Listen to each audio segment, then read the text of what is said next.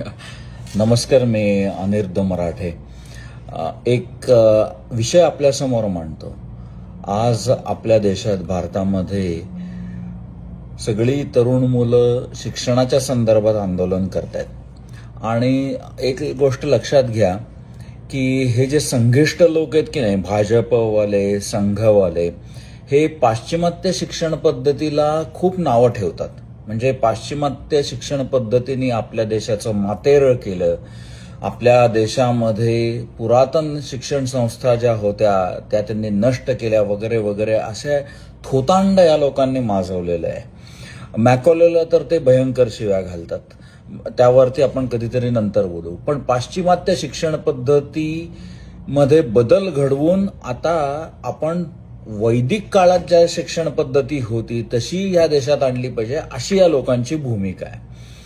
तर मी एक सहज ग्रॉकला विचारलं की काय रे, हे भाजपचे जे नेते आहेत की नाही, तर त्यांची मुलं जी परदेशात, त्यांची मुलं जर का शिकली असतील तर त्यांची नावं सांग मला. तर ग्रॉकने ही मला माहिती दिली, ती मी आपल्यासमोर मांडतो. राजनाथ सिंग हा हिरो डिफेन्स मिनिस्टर आहे बरं का. याचा मुलगा नीरज सिंग, त्यांनी MBA केलं लीड्स UK मधल्या युनिव्हर्सिटीमधनं बरं का. म्हणजे मॅकॉलेचा जो देश आहे की नाही, मॅकॉलेचा जो देश आहे ग्रेट ब्रिटन, त्याच्यातनं ह्या राजनाथ सिंग डिफेन्स मिनिस्टर आहे बरं का आपला, तर त्याच्या पोराने MBA केलं. निर्मला सीतारामन हिच्या मुलीने मास्टर्स ऑफ जर्नलिझम केलं नॉर्थ वेस्टर्न युनिव्हर्सिटीमधल्या, अमेरिकेतल्या.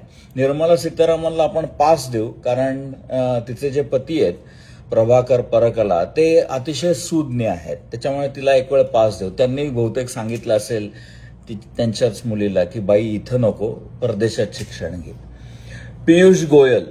पियुष गोयलचा पोरगा आहे ध्रुव आणि राधिका गोयल बरं का. हे हार्वर्डमधनं शिकले. इन्व्हेस्टमेंट बँकिंग, BA इकॉनॉमिक्स आणि MBA हार्वर्ड युनिव्हर्सिटीमध्ये. आता तुम्ही मला सांगा, पियुष गोयलच्या पोरांनी हार्वर्डमधनं BA इकॉनॉमिक्स, इन्व्हेस्टमेंट बँकिंग हे कशाला शिकायला पाहिजे? चाणक्याचं नाही का शिकायचं, नाही का? किंवा कौटिल्याचं अर्थशास्त्र, त्याच्यामध्ये का नाही केली PhD पुणे युनिव्हर्सिटीमधनं? नाही, ते हार्वर्डमध्ये गेले. रविशंकर प्रसाद बरं का, हा पूर्वीचा लॉ मिनिस्टर आहे. त्याचा पोरगा आदित्य शंकर, त्याने कॉर्नेलमधनं लॉ केलं.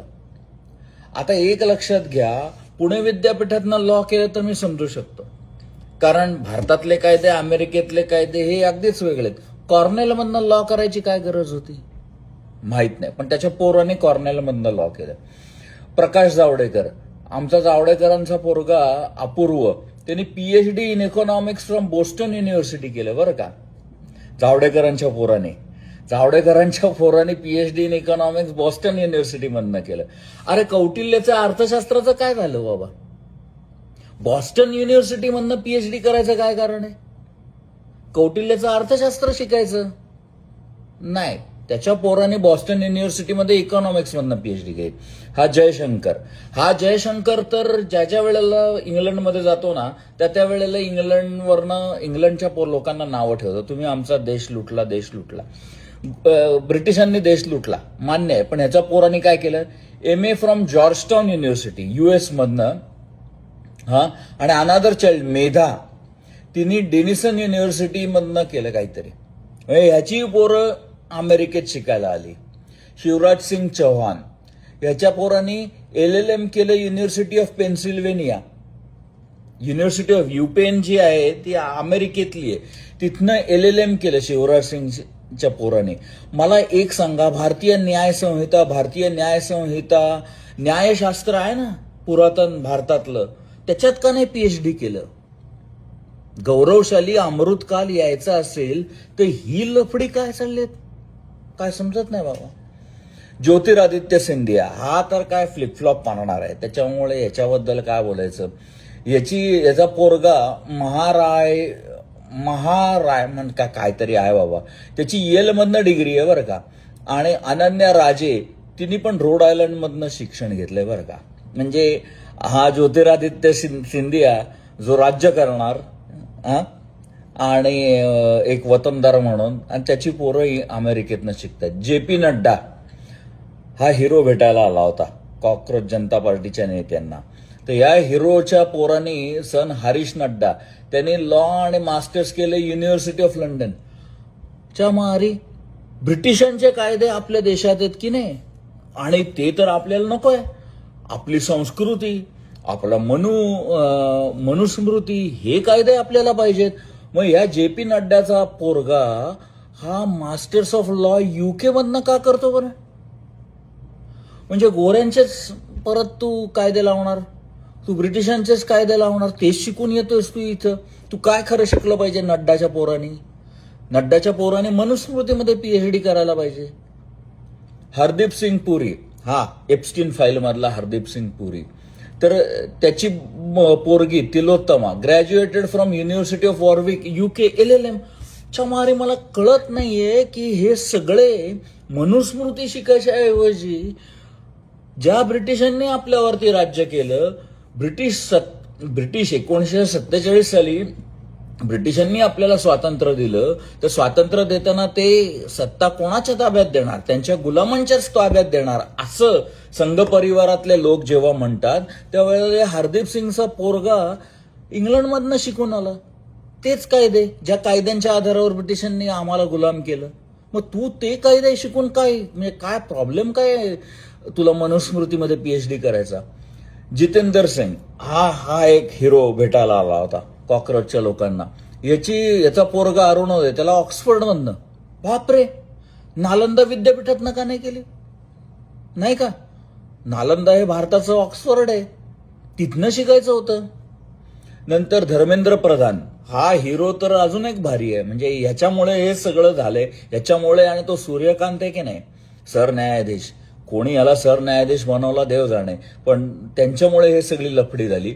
तर याची डॉटर नैमिषा, ती US मध्ये टफ्ट युनिव्हर्सिटीमधनं LLM. अमेरिकेचे कायदे शिकून काय होणार आहे? अमृतकाल जो भारताचा आहे तो मनुस्मृती आणण्यावरती आहे. मग अमेरिकेतलं कायदे शिकून काय होणार आहे?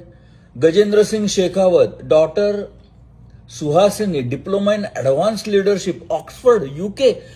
ही पोरगी गजेंद्र सिंग शेखावतची, काय सुहासिनी, हिनी लीडरशिपची, ऍडव्हान्स लिडरशिप ऑक्सफर्डमधनं का शिकली? रामभाऊ माळगी प्रबोधिनीत जायचं होतं ना, नाही का? आपले विनय सहस्त्रबुद्धे आहेत, त्यांना मी रेकमेंडेशन लेटर देऊ का तिचं? मी देतो त्यांना, विनय सहस्त्रबुद्धेंना, त्यांना मी भयंकर ट्रोल करतो. तर तिने रामभाऊ माळगी शिक्षण संस्थेत जायचं होतं आणि करायचं होतं, किंवा लिडरशिपच करायची आहे तर संघाचा प्रथम वर्ग, द्वितीय वर्ग, तृतीय वर्ग, चतुर्थ वर्ग, पंचम वर्ग, षष्टम वर्ग, सप्तम वर्ग, अष्टमम वर्ग, नवमम वर्ग, दशमम वर्ग, असे जे जे काही वर्ग आहेत त्याच्यातनं लिडरशिपचं शिक्षण घ्यायचं होतं. हा, संघाचे सरसंघचालक आहेत त्यांच्याकडनं लिडरशिपचं शिक्षण घ्यायचं होतं. या गजेंद्र सिंग शेखावतच्या पोरींनी ऍडव्हान्स लिडरशिप इन ऑक्सफर्डमधनं घ्यायचं काय कारण आहे? ज्या लोकांनी आम्हाला गुलाम केलं त्यांच्याकडनंच तू लिडरशिपचं शिक्षण करणार, आम्हाला परत गुलाम बनवायला? हे म्हणजे तुम्ही लक्षात घ्या. तो अजून एक हिरो आहे आपला, एक सावरकरांवरती बोलतो तो, त्याचं नाव पण मी विसरलो. त्या हिरोची मुलगी गेली होती परदेशात पायलटचं शिक्षण घ्यायला, नाव विसरतो ते बरंच आहे, असल्या लोकांची नावं तोंडावर असणं फार बेकार आहे. त्याची पोरगी पण गेली होती. हा इथं माथे फिरवतो लोकांची, देव देश आणि धर्म, घंटा देव देश आणि धर्म. अरे सरे, तुमची पोरं जात आहेत परदेशात शिकायला, हा, इथल्या पोरांच्या बाबतीमध्ये पेपर लीक होतो. पेपर लीक तर मला वाटतं हे जे प्रकरण आहे ना, ते हजारो करोडो रुपयांचं काहीतरी प्रकरण असणार आहे, आणि त्यात त्या धर्मेंद्र यादवचा काहीतरी सहभाग असणार आहे. त्याखेरीज त्याला पाळलेलं नाहीये धर्मेंद्र यादवला. म्हणजे इथल्या पोरांना चुना लावायचा काय, आणि स्वतःच्या पोरांना परदेशात पाठवायचं. पाश्चिमात्य संस्कृतीला, पाश्चिमात्य शिक्षण पद्धतीला नावं ठेवायची आणि स्वतःच्या पोरांना पाश्चिमात्य शिक्षण पद्धतीत शिक्षण घ्यायला लावायचं. एकीकडे सांगायचं कौटिल्याचं अर्थशास्त्र, मनुस्मृतीतले कायदे, आणि कायद्याच्या पदव्या घ्यायच्या तर कुठे मनुस्मृतीतल्या PhD वर नाही, कौटिल्याच्या अर्थशास्त्रातल्या PhD वर नाही, कायद्याच्या पदव्या घ्यायच्या त्या परदेशातल्या लोकांकडनं. संघप्रेमी लोक ही सगळ्यात मोठी हिपोक्रॅटिक जमात आहे. हिपोक्रिट्स आहेत ते, सगळ्यात मोठे हिपोक्रिट्स आहेत. ह्यांच्या नादाला लागू नका. मला हे सांगायचंय की तुम्ही ह्या संघाच्या नादाला लागू नका, तुम्ही या भाजपच्या लोकांच्या नादाला लागू नका. लक्षात घ्या, काँग्रेसचा कोणताही नेता म्हणत नाही परदेशात शिकून येऊ नका म्हणून. जवाहरलाल नेहरूच परदेशात शिकलेले होते. त्याच्यामुळे कोणी असं म्हणत नाही काँग्रेसचं कुठे शिक्षण घ्यायचंय, जिथं चांगलं मिळेल तिथं जा आणि शिक्षण घ्या. आम्ही कुठे काय म्हणतो, आम्ही कोणत्याही शिक्षण पद्धतीला नावं ठेवत नाही.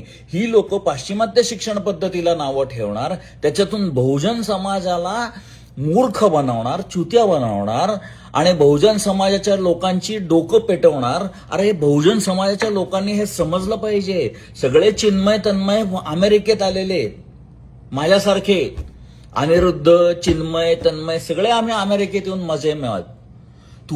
तुमची डोकी फिरवतात देव, देश आणि धर्म या नावावर, आणि कायम काय शिकवणार की मुसलमान तुझा शत्रू आहे.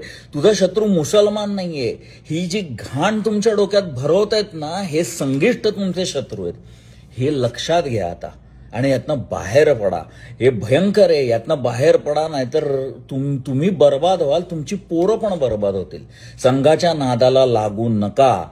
देव करो आणि तुम्हाला ही सुबुद्धी हो. नमस्कार.